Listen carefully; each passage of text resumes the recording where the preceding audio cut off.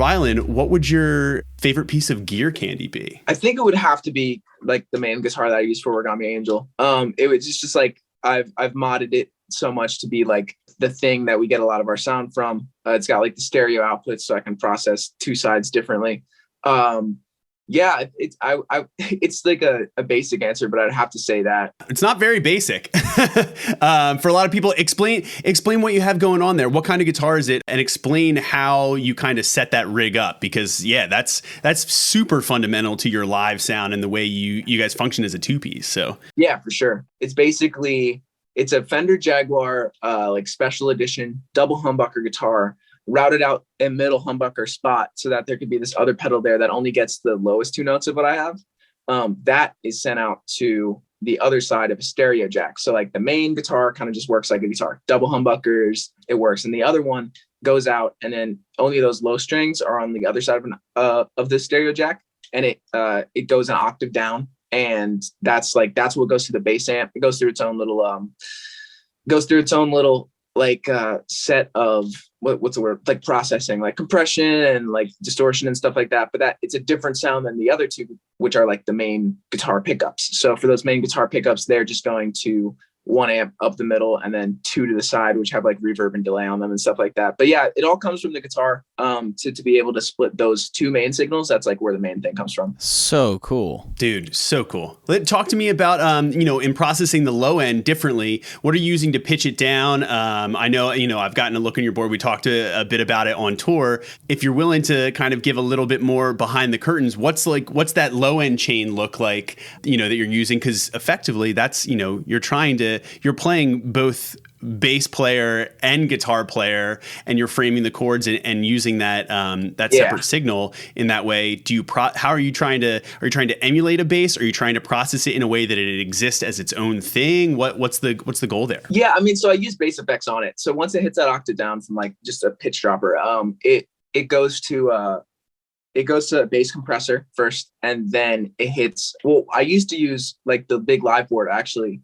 I recently just switched over, made a deal with the devil, and I'm all amp sim now. Yeah, you did. Yeah, you did. Hey, honestly, there will be no shame here on Gear Candy, Tom. Yeah. There will be no shame. I'm a man standing next to my Helix floor. The main reason is just because for the amp sim thing is like, I have been doing this 4-signal thing for a while, right? And I was like, there's no sim that can do that, right? But then Spanish Love Songs using the quad cortex, and they're like, you can do 4. And then I studied the what's it called, the manual online before I even thought about getting one, and I was like, you could actually do 6 with a little bit of rigging. So I can do that subharmonic thing off the bass, so it's got like a lower octave, and I can do like a bass DI thing off of it too, so like up, and then a lot of pedals in the box, but I still use pedals into it as well. It was just the thing where it's like, I'm kind of getting tired of ground loops between 3 guitar amps and a bass amp, like that's kind of driving me insane. Also kind of sucks being the only guy setting this up every single night, right? where it's like I have to, like, it was cool like when it was like 2 guitar amps or 3, but like a smaller stage where I'd be like, boop, boop, boop, okay, we're good to go. But then playing the bigger stages where I'm like, oh, that amp is like 40 fucking feet away from me. Like I have to like straight up get this cable and run over there and then do the same thing for this one on the right and the middle and this, like the bass. It was like, I was like going mad. So like, it was just a simplification. You're getting your 10,000 steps in before you even start the set. Yeah, exactly. So I was just tired of being like, why did I do the most stressful thing I'll ever do right before we play a 25-30 minute set? Like I was just like, this sucks. As time went on, I started adding like more bass processing to it. I ended up pretty much just sticking by like a bass compressor and the Sans amp, like the bass DI, the bass driver, and then feeding that to a bass amp. And then that was pretty much it for that bass sound. But I have a way that I can turn it on and off.